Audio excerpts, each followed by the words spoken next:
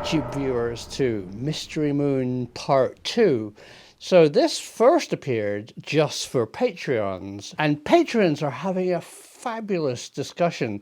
I've learned a lot from their comments, so come and join us on Patreon if you'd like to add your 2 cents worth or tuppence worth to this film. And of course, the YouTube version is sponsored by GlassesUSA.com, the fabulous glasses manufacturer. Give them a try.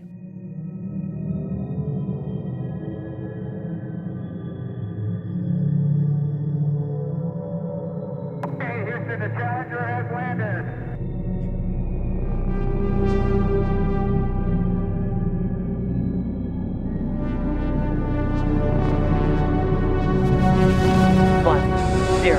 Ignition.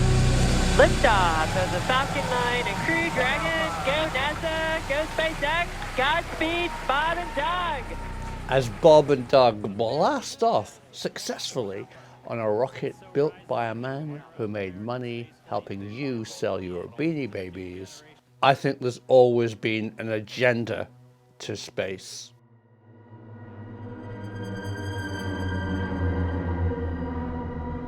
This return to American manned spaceflight is only because we had the shuttle, really a military satellite launcher that was never a replacement for the Apollo program.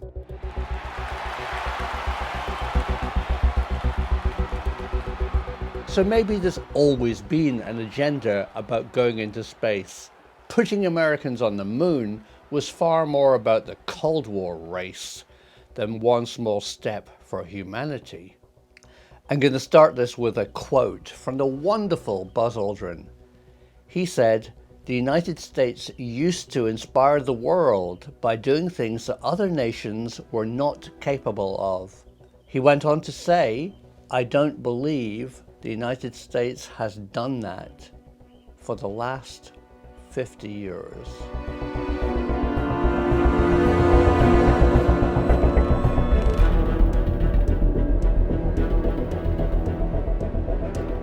So to fully understand why we apparently don't have a moon base, you have to understand the psyche of the American government. The Apollo race to the moon was actually a Cold War ploy. It was actually more important to beat the Ruskies there than walk on the moon. 500,000 engineers were employed on the project, and it cost the American nation billions. This Cold War space race was deeply expensive. The most classic example is NASA needed a zero-gravity writing device and spent over $1 million on making a pressurized pen that would work in a vacuum. And Russia came up with their solution, a pencil. Classic story. When Schmidt and Cernan walked on the moon for the last time during the Apollo 17 mission, almost nobody watched them. This, folks, is a Warner Brothers television production. US TV networks didn't even take their live broadcast from the surface of the moon. Interest had waned.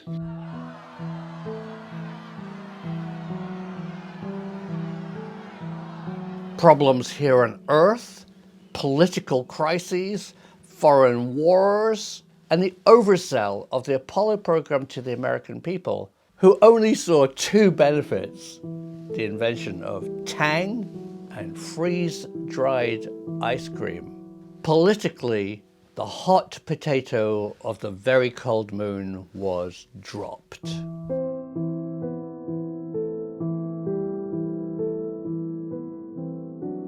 But what a missed opportunity. The moon is the ultimate high ground. Because planet Earth is always visible in the moon's sky, what an amazing opportunity for telecommunication, military use, low-gravity science experiments, and a deep space observatory. The Canadian shuttle astronaut Chris Hadfield said, "A permanent base on the moon is humans' next logical step. We have lots of things to invent, and the moon is only 3 days away." Moonbase could be used for deep space projects.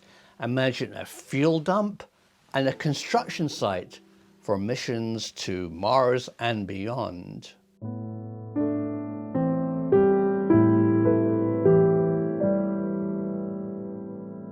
NASA actually did want to go back to the moon, but it was always turned down.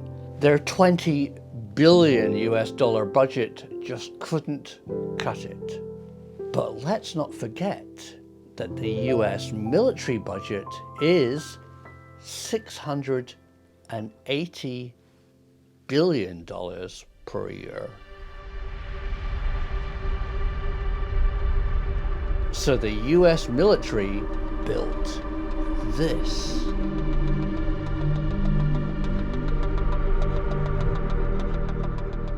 This is Vandenberg, an Air Force base and rocket launch facility.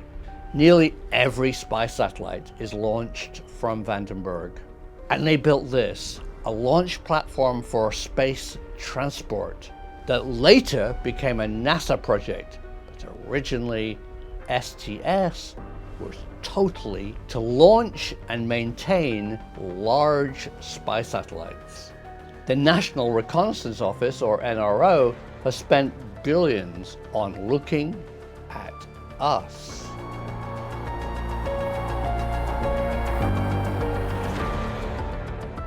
They had a constellation of satellites identical to the Hubble, but looking down on Earth. Today, those are old hat and have been replaced by synthetic aperture radar satellites.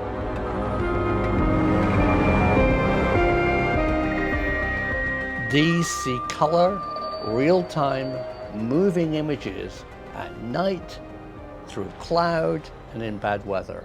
But imagine the capability of a spy base on the moon.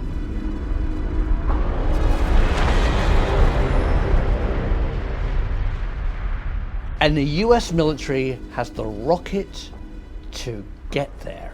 Launched by a bunch of Titan ICBM missiles held together with duct tape. No.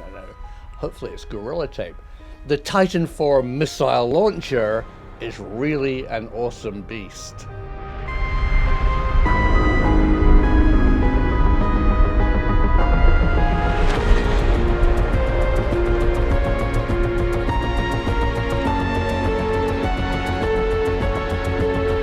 It can launch things much heavier than any of the Apollo missions. It can easily deliver parts for a military moon base.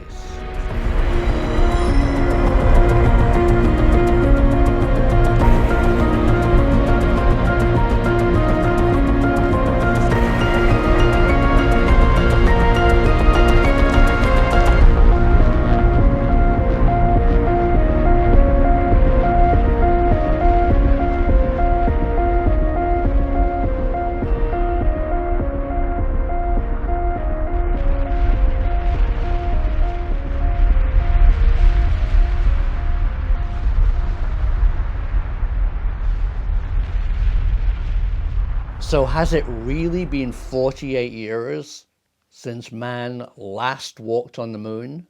Well, that's a great question, and I wanted to know the answer. So I contacted everybody I know who works in space technology, and I found this.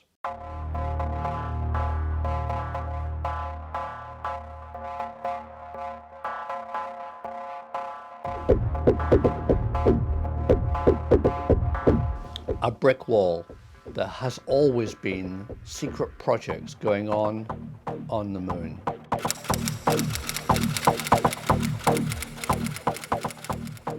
The first example I'd like to tell you about is the seismic study. To build a moon base, you need to know the structure inside the moon. So NASA carried out a publicly funded project to seismically study the interior of the moon.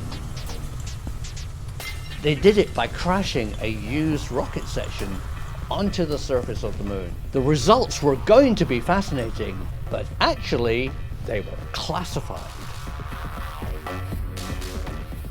After much digging, it turned out that what they found was not what they expected. A seismic shockwave will propagate through a planet and reveal its inner structure. But what they found was the shockwave resonated. This meant one of two things. Either the moon is hollow, or it's a giant ball of iron. This report was never made public.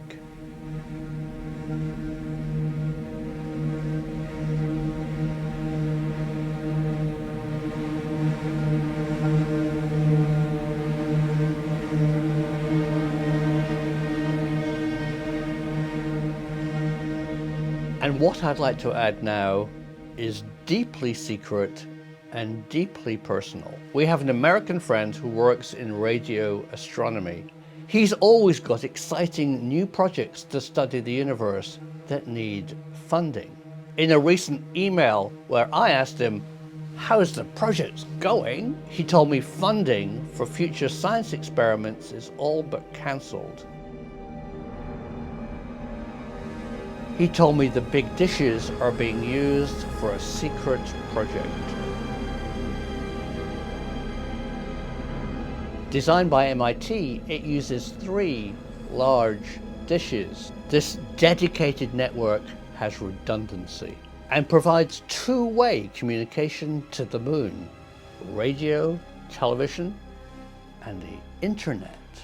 So why does the US government fund a 3-dish, built-in redundancy, two-way telecommunications network dedicated to communication between Earth and the moon? Voice, pictures, and even Netflix, if there aren't currently military personnel stationed on the moon.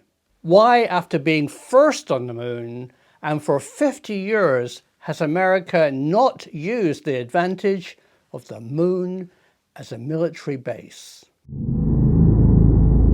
And now it looks like we are going back to the moon. Artemis, the SpaceX lunar lander, will return men to the moon. 50 years ago, we pioneered a path to the moon. The trail we blazed cut through the fictions of science and showed us all what was possible. It's very pretty out here. Today, our calling to explore is even greater. To go farther, we must be able to sustain missions of greater distance and duration. We must use the resources we find at our destinations. We must overcome radiation, isolation, gravity, and extreme environments like never before. These are the challenges we face to push the bounds of humanity. We're going to the moon to stay by 2024, and this is how. Not for science, not just because it's there, but because we now have political leaders who want to expand their empire. The directive I'm signing today will refocus America's space program on human exploration and discovery. It marks an important step in returning American astronauts to the moon for the first time since 1972 for long-term exploration and use. This time, we will not only plant our flag and leave our footprint, we will establish a foundation for an eventual mission to Mars and perhaps someday to many worlds beyond. This is what we're building. This is what we're training for. This we can replicate throughout the solar system. This is the next chapter of human space exploration. Humans are the most fragile element of this entire endeavor, and yet we go for humanity. We go to the moon and on to Mars to seek knowledge and understanding and to share it with all.